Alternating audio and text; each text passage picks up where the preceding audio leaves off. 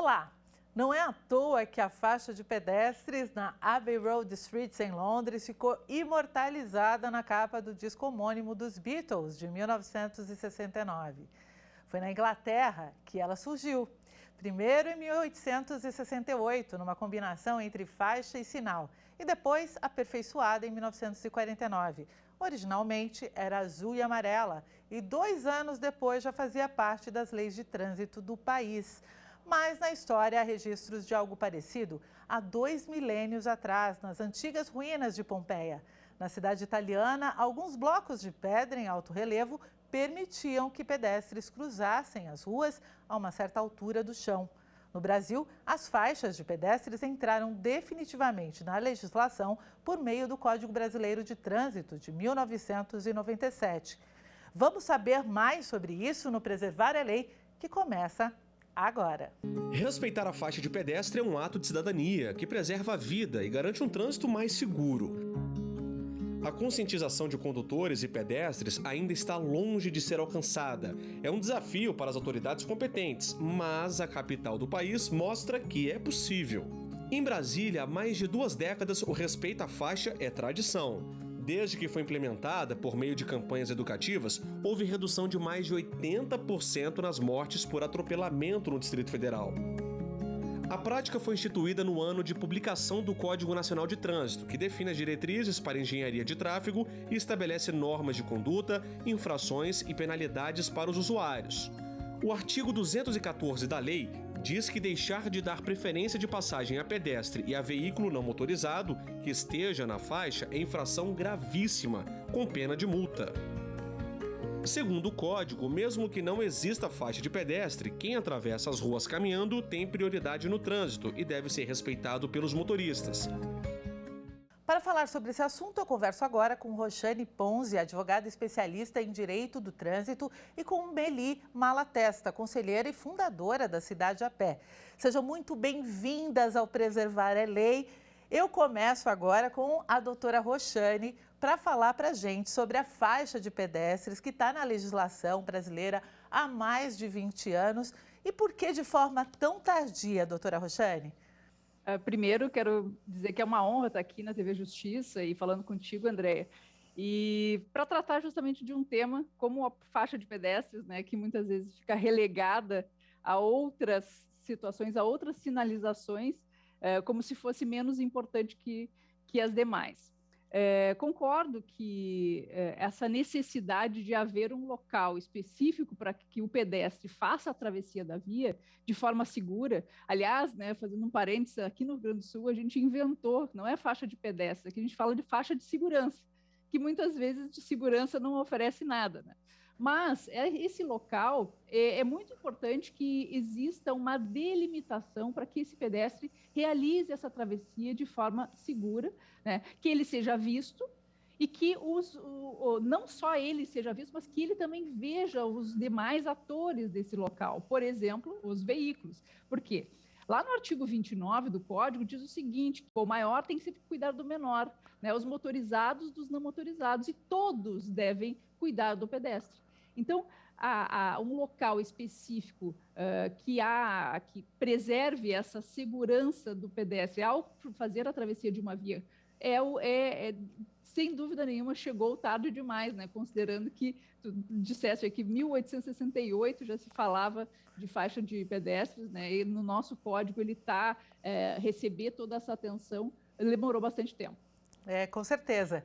Meli, na prática, foram os benefícios da faixa de pedestre muitos, né? Principalmente depois que ela ficou presente aí no Código Brasileiro de Trânsito de 1997. Mas, pergunto a mesma coisa, chegou tardiamente e a estrutura comporta tudo isso? As faixas de pedestre existem em todo o país e são suficientes? Claro que não, né? A faixa de pedestre, geralmente, quando ela é colocada pelos órgãos de trânsito, né, ela é colocada numa situação que atrapalha menos os veículos, a gente pode perceber, né?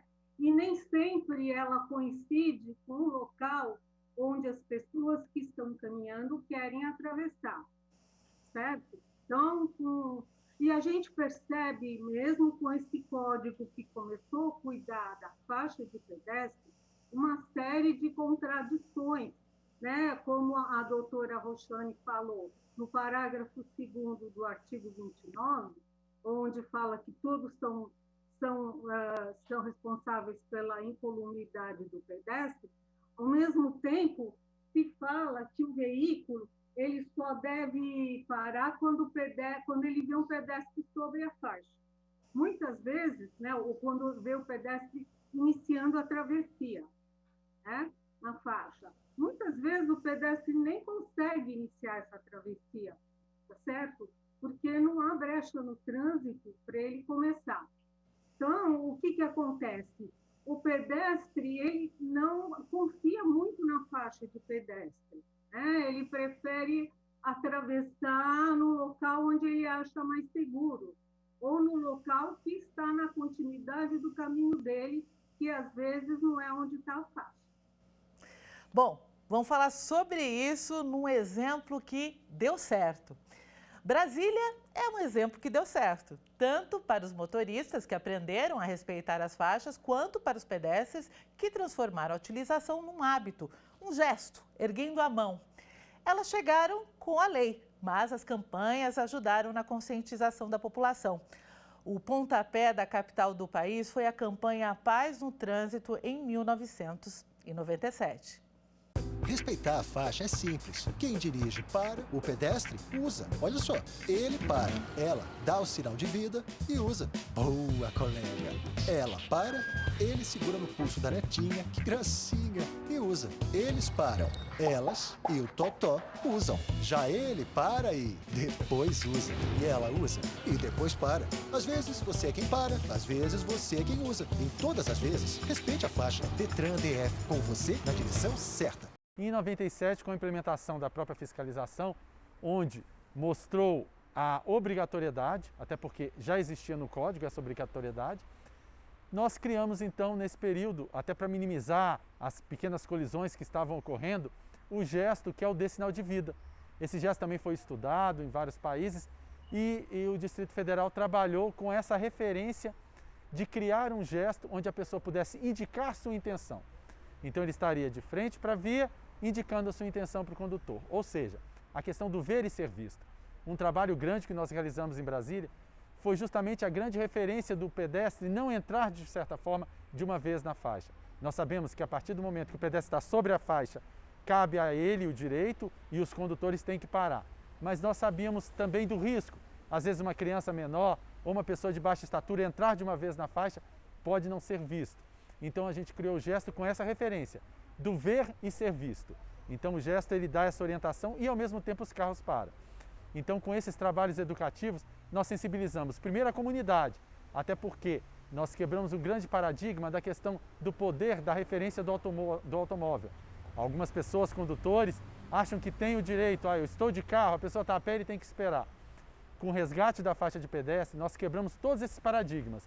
Nós começamos uma nova referência sobre o direito do pedestre na via. E com isso, nós implementamos também várias ações educativas. Nós criamos peças teatrais, criamos campanhas de rua.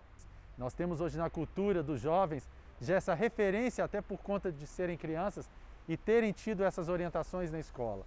E nós continuamos trabalhando a referência do gesto. Nós sabemos que o gesto não é obrigatório, não está previsto no código. Foi um gesto de alerta criado no Distrito Federal, mas é um gesto bastante usado e nós continuamos com essa orientação do caráter educativo, gesticular ao atravessar a faixa. Doutora Roxane, por que a legislação aqui em Brasília pegou? E aí eu tenho um dado recente, né, que mostra que houve uma redução em 83% no número de mortes de pedestres. Pegou, né? Sim, pegou e em alguns lugares também pega. Eu dou um exemplo aqui da nossa Serra Gaúcha, Gramado, né, que alguns já devem ter visitado. E é muito engraçado porque o motorista, né, que dirige em Porto Alegre, quando ele vai para Gramado, ele vira um motorista exemplar, porque ele para na faixa. Então, existe toda uma cultura, né, do ambiente que vai modificando esse respeito à faixa de pedestres. Eu, particularmente, acredito que o caso positivo, né, de Brasília tem a ver com uma combinação de educação para o trânsito e fiscalização. O código ele tem previsão em 2 artigos de penalização desses 2 atores, do condutor e do pedestre. Né, o 214, que vocês citaram antes, e o 259, que é a multa para pedestre. Só que, para multar um pedestre, tem várias coisas que são difíceis. Uma, primeiro, que o valor é muito pequeno, e isso, o custo, né, para processar uma multa para um pedestre para a administração pública acaba sendo muito oneroso. Segundo, que esse pedestre ele não recebe a educação para o trânsito, por exemplo, que um condutor habilitado, que vai frequentar uma autoescola. Então, é difícil você cobrar dele que ele tem que saber que ele tem que atravessar na perpendicular da via, não pode fazer na diagonal. Poxa, se um pai e uma mãe não ensinou a criança que ele tem que atravessar na perpendicular, ele simplesmente pode levar uma multa por não cumprir a legislação. Então, eu acredito que Brasília foi um caso de sucesso justamente por, né, trazer essa inovação da utilização da mão e também, né, trabalhar com a educação e também com a questão da fiscalização. Se não houver fiscalização do condutor que não para por uma faixa de pedestre, infelizmente não vai haver uma mudança de comportamento.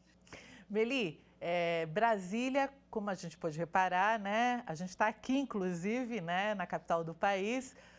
Para Brasília funcionou. As campanhas ajudaram. E eu queria que você falasse, você está em São Paulo e tem aí o Cidade a Pé. O que o Cidade a Pé faz em relação a esse estímulo à população, a grande capital, né, do país também, uma grande metrópole, São Paulo. Queria que você falasse um pouco desse trabalho e também das campanhas. Bom, Cidade a Pé ela é uma ONG que cuida de priorizar o pedestre como elemento mais vulnerável do ambiente de trânsito e que, portanto, ele merece todo o cuidado e toda a prioridade. Nesse sentido, quando a gente vai falar de faixa de pedestre, aqui em São Paulo, o motorista, o nosso condutor, ele só respeita a faixa de pedestre quando tem alguma campanha que faz a autuação, fiscalização e a multa para esse motorista que desrespeita. As autoescolas dificilmente preparam o condutor para respeitar a faixa de pedestre. Com relação ao gesto de mão, eu acho que ele pode ser uma coisa opcional, jamais obrigatória para o pedestre, porque senão ele tira todo o valor do sinal da travessia, né, que é a faixa de pedestre, que é a faixa de segurança, e ele leva mais uma obrigação para o pedestre. Você imagina, por exemplo, uma mãe que está segurando o nenê de colo numa mão e dando a mão para o filhinho na outra, né, com a outra mão. Como é que ela vai fazer para atravessar se um dia o gesto de mão for obrigatório? Eu estou dando um exemplo, como há vários outros. A gente vai ter que fazer agora um intervalo e o Preservar é Lei faz agora uma pequena pausa. A gente volta já.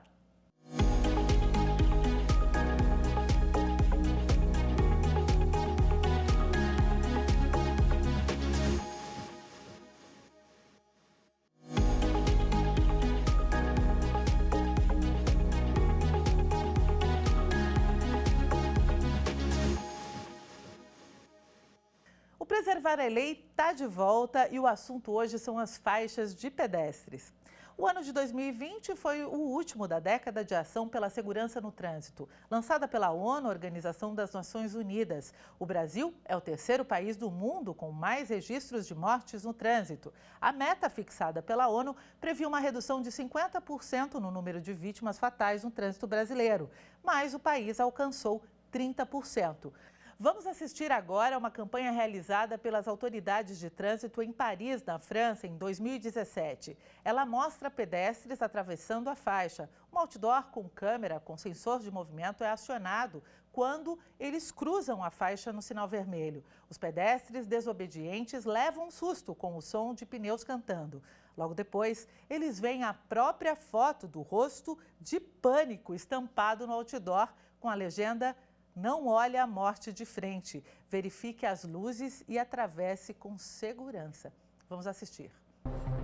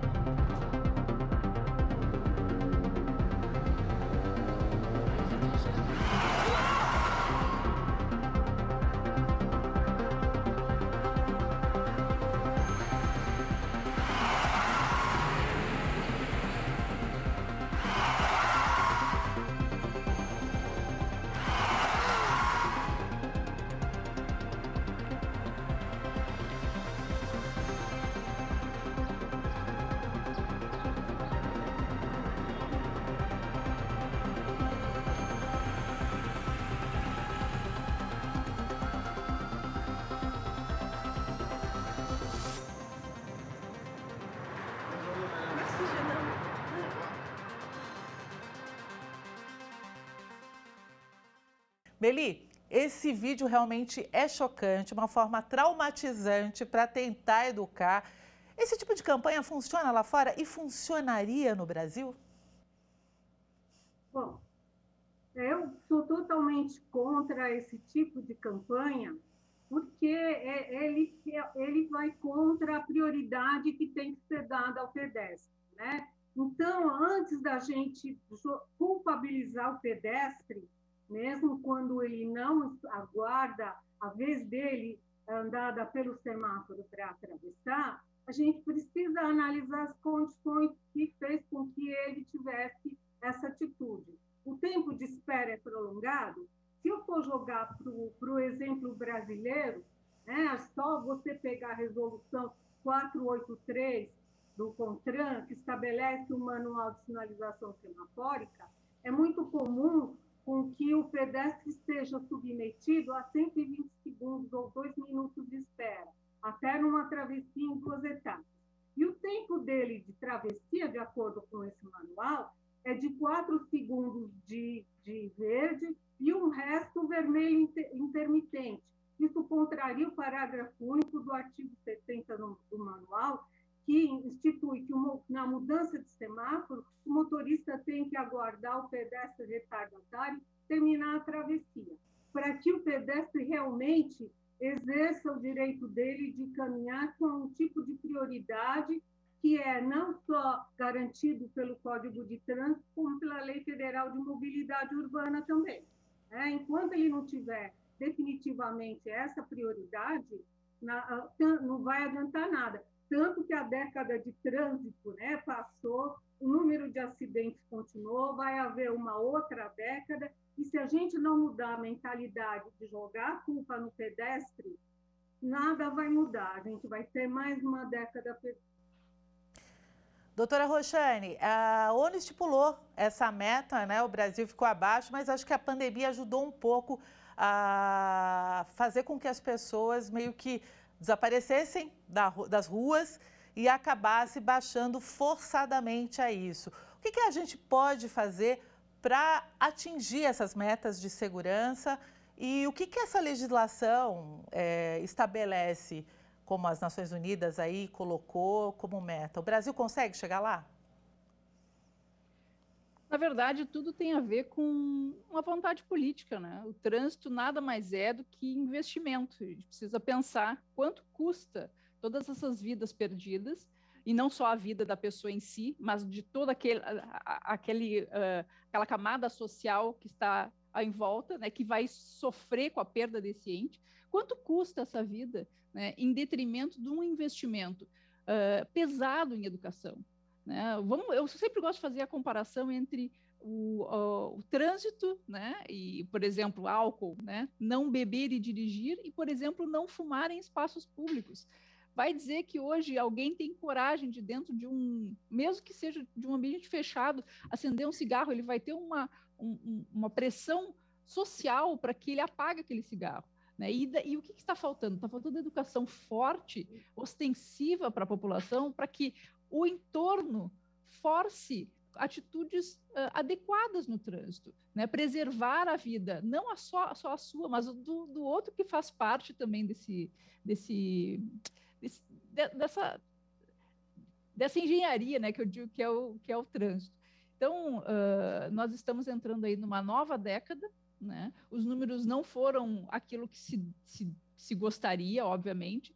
O Porto Alegre, por exemplo, posso falar daqui, nós conseguimos atingir a meta em relação à morte no trânsito. A gente trabalha muito com campanhas de educação, inclusive para os pequenos, né, nas faixas de pedestres próximos às escolas, não só às crianças para que utilizem de forma correta essa faixa de pedestre, mas também aos pais, né, que estão ali de carro, que foram buscar, ou seja, toda uma engenharia, né, de conscientização dessas pessoas que utilizam a via pública. Para quê? Para que lá na frente a gente possa talvez colher nessa segunda década números bem melhores. Então, não culparia a pandemia aí, nem traria ela como um ponto-chave. Muito pelo contrário, a gente estava vindo de vários números aí durante muitos anos e coroou o final dessa década com resultado que não era o esperado. Bom, a gente saiu de um exemplo chocante e agora um exemplo lúdico.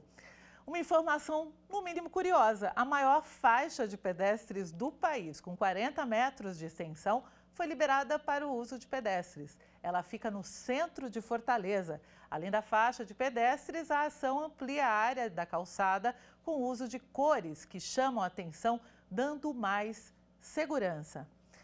Beli, chega a ser engraçada essa forma de, enfim, convencer ou estimular a população a prestar atenção no sinal, né, na faixa de pedestres. Eu queria saber se esse tipo de campanha, que tem símbolos, cores, ela entra no subconsciente do cidadão. Isso aí que Fortaleza faz, e ela é atualmente a bola da vez do país, a gente chama de urbanismo tático, né? Que é o redesenho da via, redesenho do espaço público destinado à mobilidade, para dar efetivamente prioridade à mobilidade a pé e à mobilidade por bicicleta, né? Ou mobilidade ativa, que são os tipos de mobilidade que estão sendo estimulados no mundo todo, até também por conta da pandemia. Eles já vinham sendo, né? Com uma preocupação com o meio ambiente, com o crescimento das cidades, com a ocupação do espaço público para um número cada vez mais crescente de veículos, para um problema de segurança pública, de pessoas que ficam dentro das caixinhas, né, dos carros e das casas. Então, a mobilidade ativa é um tipo de mobilidade que propicia também o distanciamento social exigido pelas normas de saúde atualmente. Então, esse tipo de ação de Fortaleza, ele vem totalmente de encontro ao que está sendo praticado no mundo todo. Essa faixa de 40 metros, ela simplesmente deve ser um prolongamento, né? Eu vi foto, não conheço o local, não deu para a gente observar, mas com certeza deve ser um prolongamento, né, do caminho que as pessoas fazem. Deve ser uma área central, ou centro comercial, densamente ocupado, num local que deve ter uma demanda de travessias a pé muito alta. Então, ela vem de acordo. E assim, para a gente dar uma posição definitiva, precisamos agora ver como isso vai funcionar. Doutora Roxane, a legislação estabelece algum tamanho para a faixa de pedestre? Essa big faixa está dentro da lei e esse urbanismo tátil está previsto ou ainda é um ideal a ser alcançado na legislação? Então, essas intervenções de sinalização que não estão previstas no manual de sinalização, elas não são recomendadas. Tá? E aí, agora falando do ponto de vista legal, se eu tenho uma faixa, né, de pedestre, por exemplo, em 3D, como teve uma época aí que estava famosa essa ideia, o próprio Denatran expediu um ofício, né, recomendando que fossem retiradas até que se estudasse a sua eficácia. E aqui, não sei se eu estou discordando ou concordando com a doutora Meli, é óbvio que a gente tem que pensar em como, né, dar prioridade ao pedestre, mas eu ainda talvez seja um pouco mais rígido em relação a essas modificações na via que não correspondem à questão que está prevista no manual de sinalização. Por quê? Porque, por exemplo, se eu, motorista, né, condutora, estacionar sobre uma faixa de pedestre que não está atendendo às determinações de sinalização previstas no manual de sinalização, eu posso usar isso como uma excludente de licitude, lá do artigo 90 do Código de Trânsito, que diz que quando a sinalização não estiver, né, adequada, eu posso, né, usar isso como um argumento de defesa. Então, quando a sinalização não está de acordo, pode gerar esse tipo de situação. Inclusive, por exemplo, se... Vamos um pouco para o âmbito da responsabilidade civil. né? O pedestre que atravessa numa faixa dessas, né, que não está bem sinalizada, ou então, por exemplo, ela tem uma cor de fundo estranha, é vermelho, é azul, ou então nada contra os movimentos LGBT, mas aí é cor do arco-íris, isso não pode, entende? Isso, do ponto de vista da sinalização de trânsito, não é adequado.